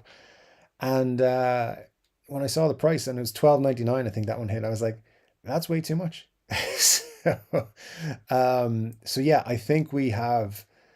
I was expecting it to be about 1,000. So things like that, I think and it's also a psychological thing. So a lot of the ways, in terms of Gibsons, look, I think $15.99 for their entry level Gibson. I don't think that's the wrong price for them. I think I'd love them to keep the tribute at 1,000 or 1,200, whatever, but they're not going to. So, but I don't have a problem with them charging $15.99 as long as those guitars are cool and good. Are they? You guys will have to tell me. But I think it was a good move bringing those guitars back. It's a whole thing. Like we could talk for hours and hours about Gibson and their pricing. The only thing we know is, and I think it was Ben Allmark said it, prices are going to go up. They're going to stay up, and that's just how it's going to be. Robert says Foster's beer don't exist here, mate. You get in some supermarkets. People use it to remove body waste markings from the bottom of toilet bowls. Yes, sir. My Australian mate James is very adamant that we go around Australia trying to find. I know Australia's a big place. He has a certain area he wants us to go around, asking in every bar and bottle shop, can do they have Fosters and can they order it for us, and so on. While wearing like Foster's t-shirts, Foster's hats. He's bought the t-shirts and the hats for us to wear to do this. Very aware it doesn't exist there. It's not a thing. Um, but that's what my friend thinks is going to be hilarious. So I mean, I'm all for going beer shopping in Australia. So there we go. Glenn says, anyone liking the new Ibanez guitars released this week? Glenn, I haven't had a huge look at them. I just got a quick glance at them today. I think some of them look pretty cool. I saw the Iceman collection, I guess, the different colors and stuff. I'm not sure if they were done in those colors before. They look interesting. They're cool. They're not exactly something I'd be putting to the top of my list, but yeah, I don't dislike them. I'd need to look into them a bit more though to have a strong opinion one way or the other. Rob F says, overall, I think we're in a great era for quality instruments at a good cost, regardless of last year's inflation. I think we are in a great era for good quality instruments, and certain instruments are at a good cost, is what I would say. I think there's some that are very overpriced for what they are, but there's certainly a lot of great things. What I think is amazing right now, I don't think we've ever had the kind of choice in quality instruments we've had over the last 4 or 5 years. You can pick up awesome instruments for less than $200. It's ridiculous. Like some of the coming away from the main brands, like the big boys, the PRS, the Fender, the um, Gibsons, and stuff like that. If you go to things like the Jet guitars, the Harley Bentons, I believe Leo James is another one. What's the other one? Firefly. Like all those brands are producing quality instruments, from what I can tell now. I have experience myself with Harley Benton, not the others, but everything I've seen from the others is that they make really good guitars, and if there's a problem with them, they seem to sort them out quite quickly. So, I mean, you guys know I have a really cheap Harley Benton Telecaster. It's right up there, and it's 88 euros. It cost me about 4 or 5 years ago, maybe 3 years ago, and it's a great guitar. It is a great guitar, and any beginner getting that guitar has a guitar that's 10 times better than the guitar I started to play when I was like 12 years, 13 years old, whatever it was. Um, much better guitar, great mod platform as well. Those kind of things being available so cheap, unbelievable. You've great options out there in that range. And the other thing is, I think that it does push brands like Epiphone, Squire, Jackson, Charvel, all those kind of brands, Gretsch as well. All of the kind of other, like the less expensive brands. I know some of those have higher end guitars, but they also produce cheaper ones. Like it pushes them to have their budget guitars be a lot better than they ever were before. And I think we're seeing that. I think, like, particularly with Squire, I think Squire have been knocking it out of the park for the last 3 or 4 years now as well. But it's definitely one of those things. There's better quality instruments out there at all price ranges. There's definitely more choice, which is a great thing. Yeah, like as I said, 20, 30 years ago when a lot of us were picking up guitars, the beginner budget guitars we picked up were absolutely terrible. And that's what a lot of people put them down and never played them and never got to learn guitar because their guitars were terrible. They were uncomfortable. They didn't feel good to play. They were painful. They were heavy. All those kind of things. So yeah, those budget stuff now is really good. It's amazing actually how much good stuff is in that other guitar range. Mar says, I wonder if All England will make it to NAMM with his back issues. He's supposed to play guitar for some event or brand. I have no clue how he'd get through a 12-hour flight each way if he can't sit. Well, maybe he's going to go business class and lie down the whole way. That's an option, I guess. Yeah, who knows? It is, I mean, 12-hour flight. Yeah, I mean, he could go like a 6-hour flight each day. Could go like 6 hours to New York or where's the other place that a lot of hubs, a lot of flights change? Chicago, somewhere like that, and move over, so, or go over the next day. I don't know. Hopefully he does. I saw him there last year. The dude's a giant, so that'd be cool. My buddy wants an old UV777 so bad, says Scott Bogfoot. Well, you should get him one. Marcia says, the Blue Iceman, Glenn, everything else is just kind of not interesting. The Ibanez basses are really look really cool. I don't even play the bass, as you shouldn't. Rob says to Glenn, I know a lot of folks love them, but Ibanez guitars never excited me. I guess I'm old fashioned. I'm a Fender, Gibson, Gretsch, and Rickenbacker fan. All those are pretty cool. Glenn says they released AZ or AZ, depending which part of the world you're from. Premium new Geos, new finishes. They look nice. I'll take a look at some point, I'm sure. I haven't caught up on any guitar news this week, other than the Gibson might be getting sold thing. Rob says to Marshall, I wonder about that too. You could tell Ola was in a lot of pain in some of his recent videos. Nothing worse than pain, sir. New Geos double locking trems, says Glenn.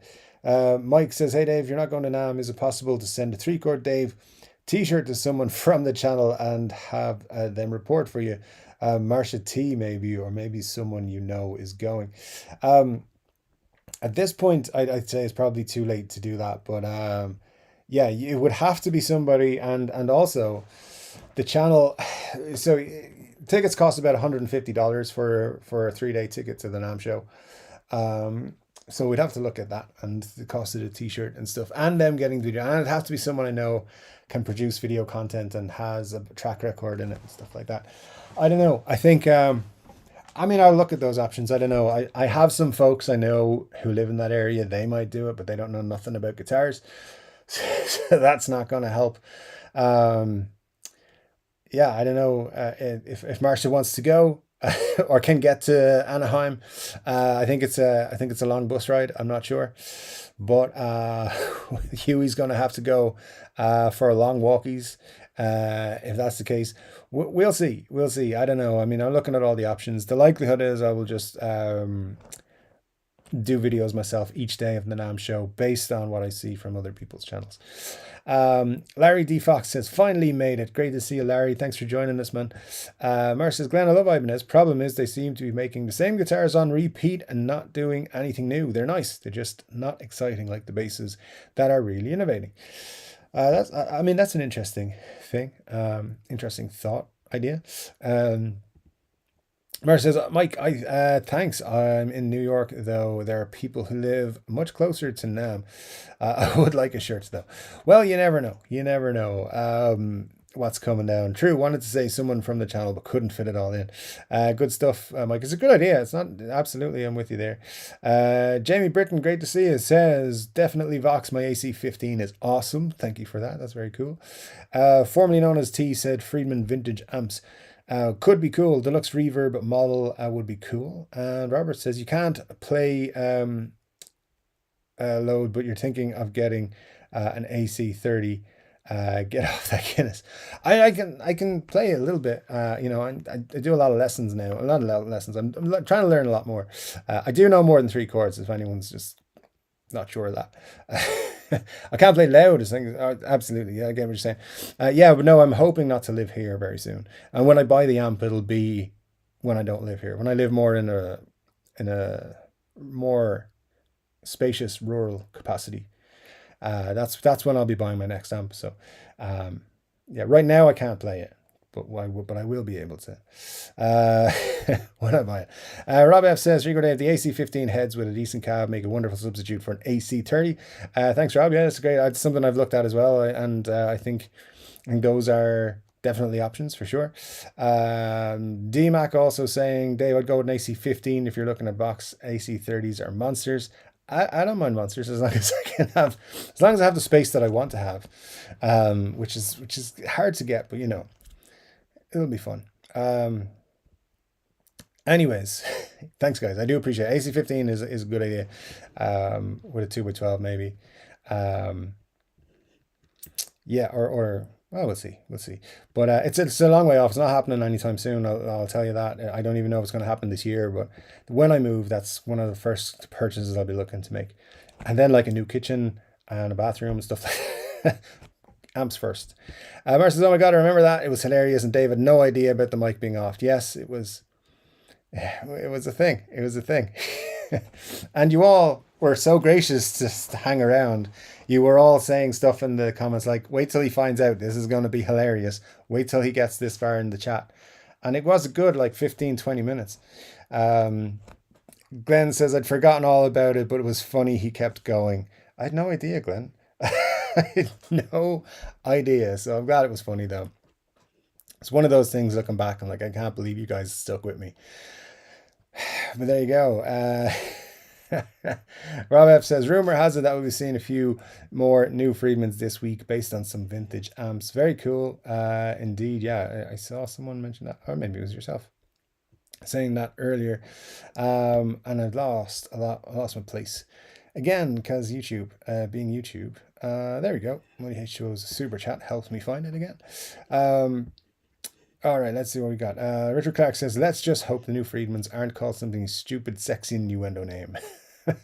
I mean, why not? Eric Isaac says, I've got a Friedman JJ Jr. and I'm very much in love with it. Friedman is badass. We know that stamp is on Dave's ass. No, I have no tattoos of any kind at the moment. So no tramp stamps for me. But thanks to Muddy for suggesting such a thing. Yeah, no. Although it says a lot about himself. Muddy, I couldn't identify any MGK song if I heard it, but I like his two signatures and love the fact that he promotes playing guitar for a younger audience. Good stuff, Rob. Yeah, absolutely. I agree with you there. T says the 70th anniversary Strat has a nice flame. They did a 75th anniversary run made in Mexico. USA and custom shop versions that was celebrating the company being 75 years old. I knew there was something. Yeah, and obviously it is the 1954 was the launch of the Strat, so it makes sense for them. And usually when they've done anniversary models, like they just put them out and it's like, okay, we're making this for the year. If you want one, buy one, and we don't make them into next year. So that's cool. So you should have time to pick one up if you want one of those. Strat-like things. That's interesting. I'm gonna have a look at that over the next few days. I'm sure it'll be cool. T also says I'll be keeping out for them. Rob might get one. And Scott says mine are 75th or made in Mexico 75th anniversary ones. Cool stuff, Scott. Thanks for confirming that. Jameson Pace says never understood you. You don't even have a hard accent. That's what I thought. But honestly, the woman couldn't understand a word I was saying. I don't know why.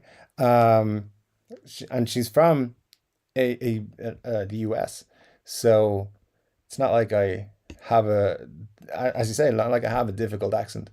But she said I talked too fast and couldn't understand me, so it's fine. It's fine. It didn't break the relationship. It was other stuff. Scott says platinum diamond finish, I believe is what it's called. Very good stuff. And Steve Cassidy guitar says apologies, had to go clean the microwave. I got in trouble, sir. That's okay. Just come back to your safe space. You can recover here. It's all good. Let me see. Rob F says it's Ampere for me, formerly known as T. Two, depending upon what gets announced, it might be a Friedman. Money H2O says, yes, sitting in a gaming chair drinking beer on camera can be quite taxing. It can be because I'm the only one who has to use his voice and talk. So I get you, sir. I know you don't understand, but you will. You will one of these days, I'm sure. But we love you, so you know. It's fine. Also, I have to read, which you know is difficult for me. And using words in the appropriate manner as well, and not hitting the timeout button for people. I just saw Glenn Bailey saying Dave won't get this far in the chat till 12 o'clock Irish time. How dare you, sir? You're probably true. Hang on, somebody said, oh, you're saying something. Okay. I see what you're saying. I'm gonna remember that. Glenn says, I've never understood anything Dave says. I come here for the cultural experience. All right. Dave's not going to NAMM. I know. Stop reminding me. Rob says, true. We are a cultured group, Glenn. Um, I'm not sure it's the right culture though. That's the thing. Richard Clark says, my doctor says I had a bit of culture. I had a culture, but she fixed it right up. I'm glad to hear that, sir. Glad to hear it. Scott Bugman says, a screw NAMM, go fly somewhere to buy a guitar. I will more than likely buy a guitar instead of going to NAMM. So we will see what that is. I'm kind of waiting to see if any new Epiphone cool stuff gets released. To be quite honest with you, as you guys know, I'm more than likely picking up a Les Paul next. So it's about what to do. I very nearly bought a couple of them this week. Got very close to that buy button. But I just feel at this time of year it's waiting until the end of the month. Stuff will come out. Obviously, Gibson are not going to NAMM, but next week and the week after NAMM it could be big weeks for big announcements. So we'll see. I'm also looking on the secondhand market. So if anything cool pops up, feel free to send it to me if you do see something.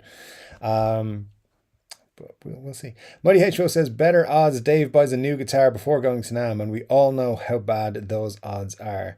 And Glenn says, better odds of winning the lottery. I mean, I will 100% tell you right now, I will not be buying a guitar before NAMM. That'd be stupid because they might release something that I want instead. Then I'd have to return the guitar that I bought. And you guys know I don't like doing that. So yeah, no, definitely waiting until after NAMM to buy anything. Probably a couple of weeks after NAMM because that's how long it'll take them to put the tax money back in my account. Because it's tax return time.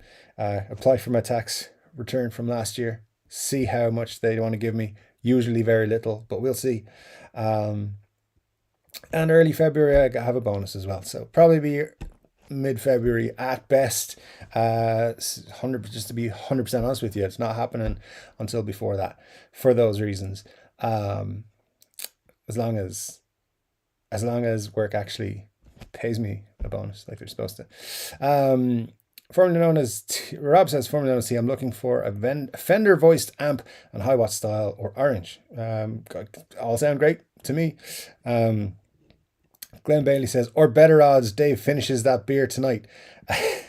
Sir, you are going to be surprised, my friend.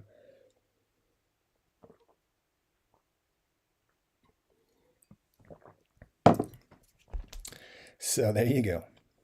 Drinking beers. The funny thing is, this is usually my only beer of the week. And I do finish it. Usually it is after the show because I spend more time talking than drinking. But, unless I feel like, my throat's going bad or something or dry, that's what it's there for. And then I finish it afterward. But if I'm out proper, like so at some point in the future, we'll have a 3 Chord Dave meetup and it'll be in a bar somewhere and there'll be drinks and I'll drink properly like a normal person and finish many beers. Probably then, we'll all start karaoke and everyone will regret that decision. So we'll see. I'm looking forward to it. Formerly known as he says, Glenn, my money is on Dave will finish a second one tonight. I haven't got a second one, so don't place that bet, sir. Marsh says, Muddy, which one is Dave buying? It'll be a Les Paul, most likely. Or I might buy 2 cheaper Les Paul style guitars. Although I don't think so. Actually, if I was to buy the guitars today, I would be putting offers in on 2 guitars that are on Reverb that I have had in my watch list for a long time. So there you go. But we'll wait and see what happens. And that's just today. Tomorrow I will have a different answer for you. Glenn says, odds are that are 600 to 1 on one beer off the charts on 2. Someday, I mean, if you guys are going to place bets, I'm sure Vegas will take up these bets. Is there a way I can get like in on this? How can I profit off you guys betting on me drinking beers on the show? Because I can do it. It's no problem. 2 hours. You tell me the number, I'll drink them. I won't talk a lot. I'll drink them. So we'll see. Grandpa Joe says the original Epiphone building is on 14th Street, New York, is now occupied by Pratt Institute. Interesting, Joey. I didn't know that it was Pratt Institute now, but yeah, I knew it was in New York City. Great stuff indeed. A little bit of history for those of you who want to go to New York on guitar business. Glenn says I think I saw an ad for the Made in Mexico Fender Relic coming soon. Interesting. Is it John Frusciante? Because that's what we're expecting next. Or it could, of course, be a new Vintera lineup. I don't know. But yeah, the Fender are at NAMM, so I would expect them to announce most of their stuff there in 2 weeks or 10 days time. Scott Bogfoot says Epiphone needs higher quality metal hardware. Metal as in metal, or the metals that they use. I don't know. I haven't seen particularly bad stuff. I mean, I'm sure you're right, to be honest with you. But yeah, yeah. They also need to do more metal, as in metal. Let me see. We're talking about amps and stuff. Rob says, Glenn, I split the signal after my fuzz a drive boost pedals. This dry signal then goes to 2 amps, and then I have reverb and delay in the FX loops of 1 amp. He also says, Scott Bugfoot, I agree. I replaced all its hardware on my Epi LP with Graph Tech goodies. Graph Tech do make quality instruments, parts and stuff like that.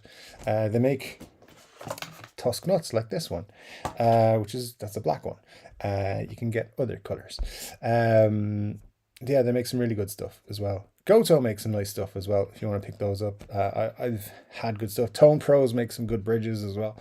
Worth your time, in my opinion. Glenn says, Rob, so you use an FX loop to go in front of the amp at the same time? Question mark. I think this is a conversation I shouldn't get involved in.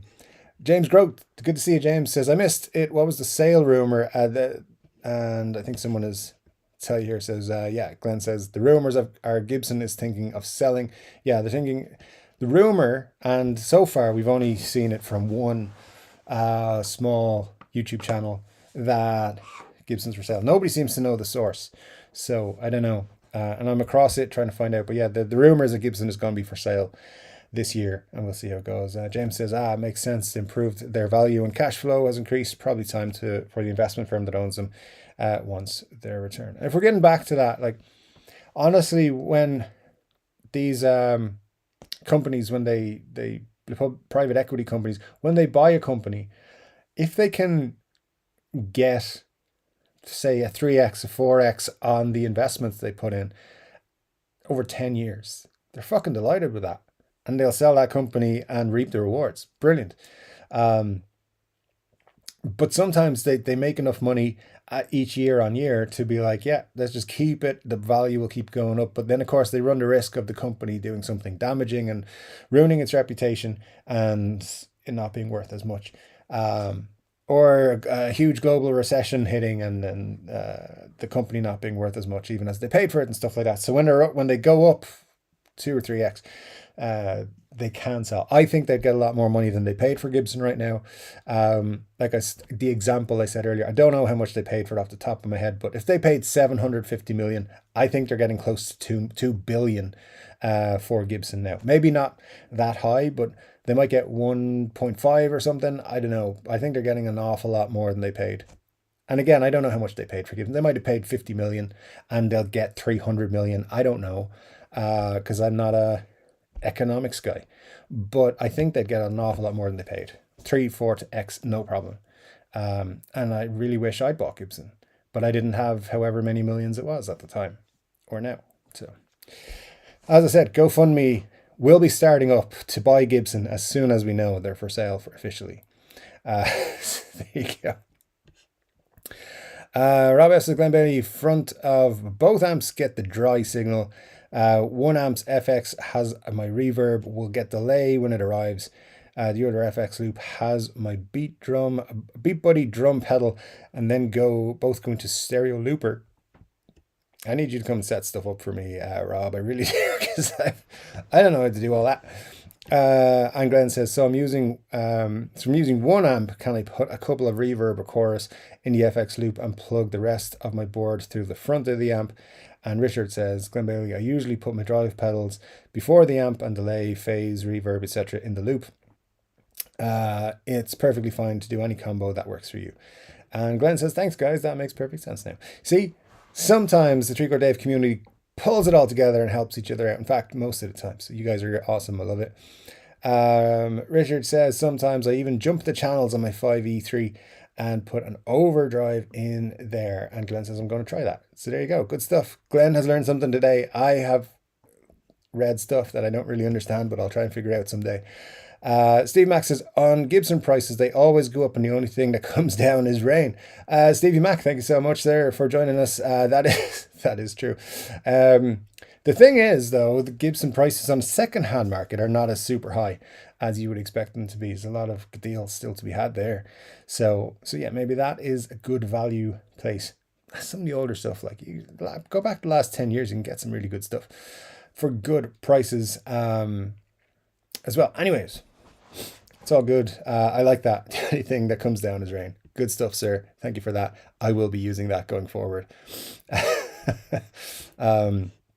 Glenn says, Dave, get out of your Gibson comfort zone and try an Ibanez. Sir, actually, I'm very much like Ibanez. And one guitar I want to try very soon is the AOR 420, which I think I can get you a picture of, just in case you're not aware. And you will see why I like it, I think. AOR 420.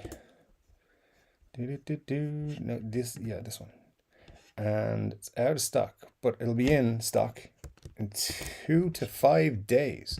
And it only costs 625 euros. So that's not too bad, but let me pop in and yet another image onto this thing. I'm gonna have to clear out these images on this program at some point. But yeah, let me show you what I mean. You probably know, but just in case anyone out there doesn't know. So this is the AOR 420 from Ibanez. This is the guitar. This has I don't know. I keep going back to this. I think I will pick it up at some point this year because it's exactly what I have been saying I want Gibson to do at some point. I didn't know Ibanez made it until a few months ago. Basically, they just married a Les Paul and an SG and made this. And I think it's great. There's elements of it I don't like. Not crazy about the binding type or the inlays, but it's a nice looking guitar, I think. And it's got coil splits and all that sort of nonsense that I don't really care about. But yeah, you could do an awful lot with this. I think it looks pretty cool. So that's the Ibanez I'll probably pick up at some point. It's $635 euros. And if they reduce it or if there's B stock, I might pick it up at that point. But yeah, I do like Ibanez guitars. I think they're pretty cool. So thanks, Glenn. I appreciate your encouragement, sir.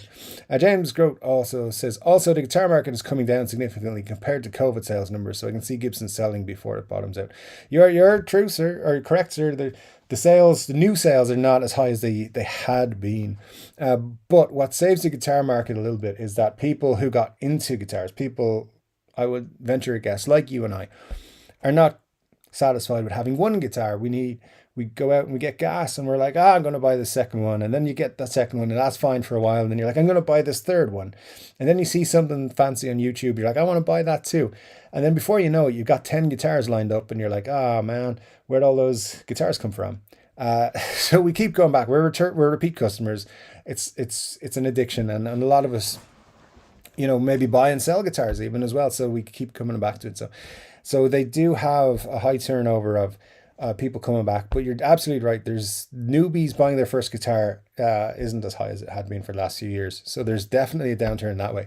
But it is a good time. It's a good time for them to sell. You're 100% right. But who knows? It's just a rumor right now, as far as I'm aware, because it hasn't been confirmed from any official sources, and I haven't seen it from any sources. Rob F says, formerly known as T, I have a pair of JHS little black box attenuators in each amp's a loop so you can turn up volume and gain on the amps and match the volume for the time of day. Very good, sir. Glenn Bailey says, Gibson needs to sell before boomers like me die off and take our money with us. You know what'll happen, Glenn, is that Gibson will evolve to be a very different company at that point.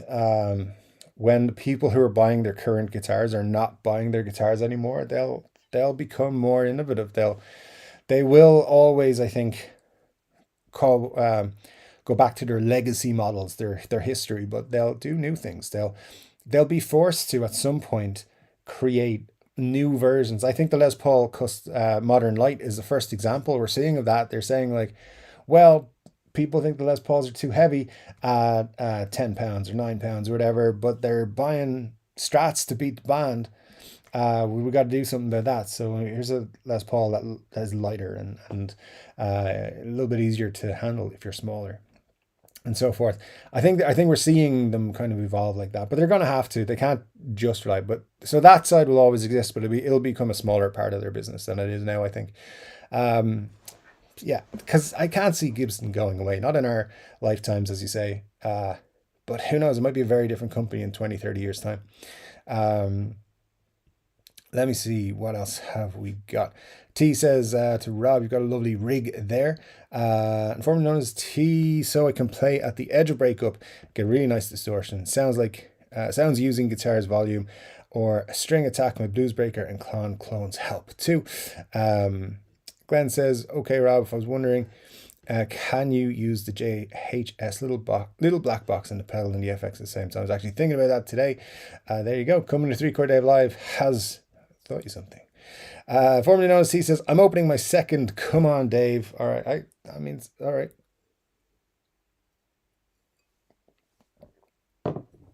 I don't have a second.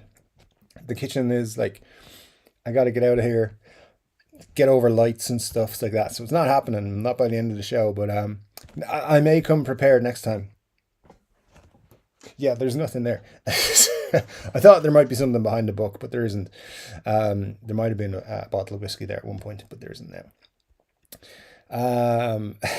Odds are going higher, 700 to 1. Glenn, I don't know, man. Next time we're gonna have to see what odds you're giving. I'm gonna try and do something here to take advantage of these odds. But thanks so much for the encouragement. I do appreciate it. Let me see. I gotta get back to that page. Right, let me see what else we're doing. T says, I have faith in my Irish brother. Yes, T, I appreciate it, sir. Thank you so much. That's why you're my new favorite. There we go. Let me see. I'm just going to try and start speeding up a little bit, get through as much chat because we have about 5 minutes left, guys. And then we'll be done for another 3 Chord Dave live.